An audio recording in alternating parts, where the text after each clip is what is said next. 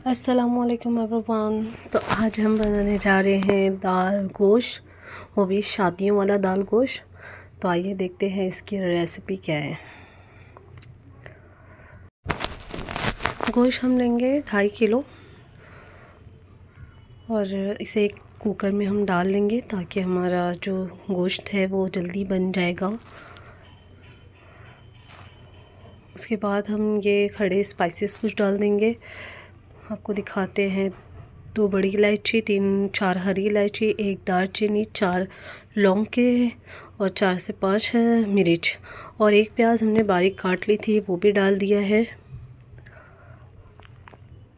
ताकि गोश्त में हमारा फ्लेवर आ जाए। और ये हमने 2 टेबल स्पून हमने हल्दी ली है और वो अब गोश्त में डाल के गोश्त को मिक्स कर लेंगे और 1 टेबल स्पून हमने नमक इसके अंदर ऐड किया है। तमाम डाल लेने के बाद अब आप इसे 3 से 4 सीटी आने तक के आपने गोश्त गला लेना है। गोश्त आपने 80% गलाना है। और अब हम एक कुकर में दाल भी बना लेंगे।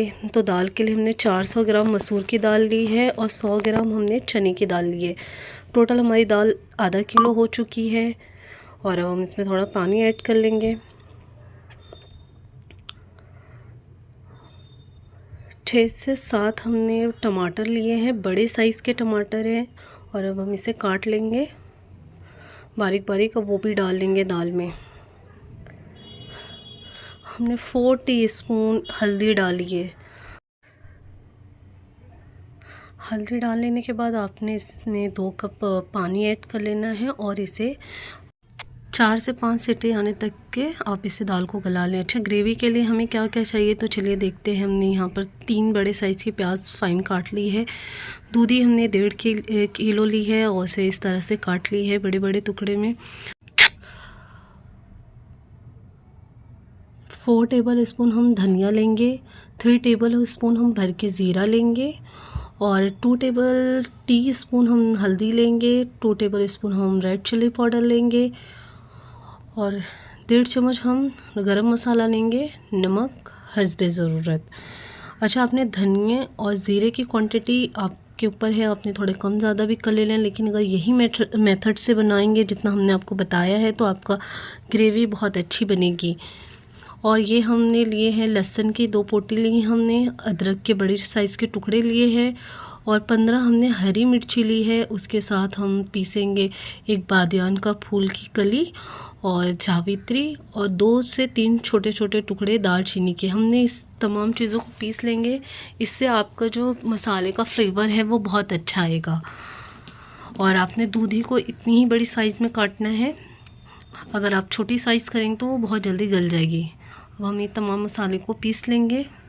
2.5 किलो गोश्त का बना रहे हैं, अगर आप इसे कम बनाएंगे तो आप तमाम चीज़ों को कम कर लें, तमाम इंग्रेडिएंट्स को आधा। एक पैन में हम ऑयल डाल लेंगे। ऑयल गर्म होने के बाद हम इसमें प्याज ऐड कर लेंगे और प्याज को गोल्डन फ्राई करेंगे। देखिए हमारी प्याज हल्के से गोल्डन हो चुकी है। अब हमने जो अदरक लहसुन का पेस्ट है वो अब इसमें ऐड कर लेंगे। अपने अच्छे से ग्राइंडर को साफ़ कर लें, उसमें पानी डाल के अच्छे से निकाल लें सारे मसाले को।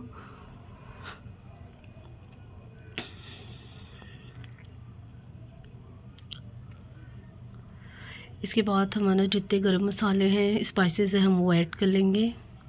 तो हमने इसमें ज़ीरा पाउडर, धनिया पाउडर, रेड चिल्ली पाउडर और हल्दी और नमक हमने ऐड कर लिया है। अब आप अच्छे से इसे मिक्स कर लें।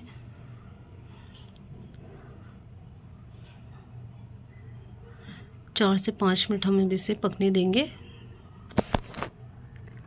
आँच आपने मीडियम रखनी है, बहुत हाई नहीं रखनी है, नहीं तो आपके स्पाइसेस सारे जलने लगेंगे।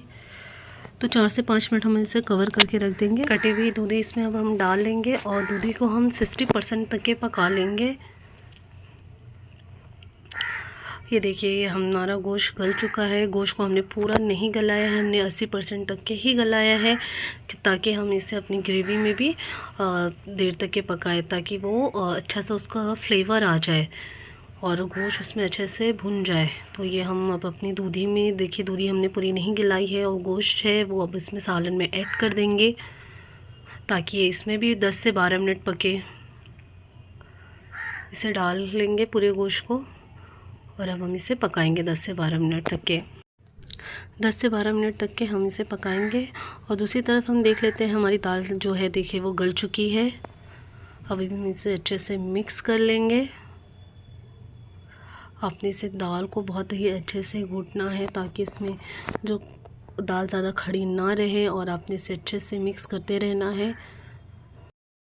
दाल को आप अच्छे से मिक्स कर लें, थोड़ा पानी डालें और मिक्स करते रहें ताकि दाल आपकी अच्छे से मिक्स हो जाए।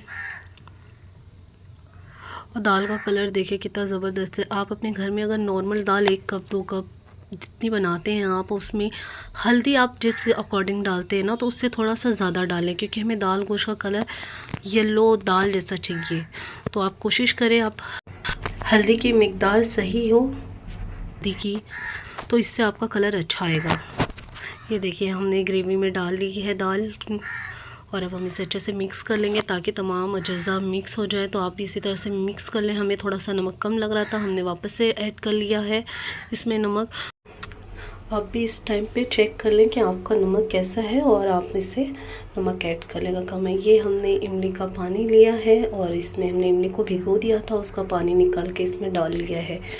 2 से 3 से 4 टेबल स्पून हमने इमली का पानी लिया है और इसे बॉईल होने तक के पकाएंगे ताकि हमारे जो दाल है वो अच्छे से पक जाए, तमाम अज्जा अच्छे से मिक्स हो जाए।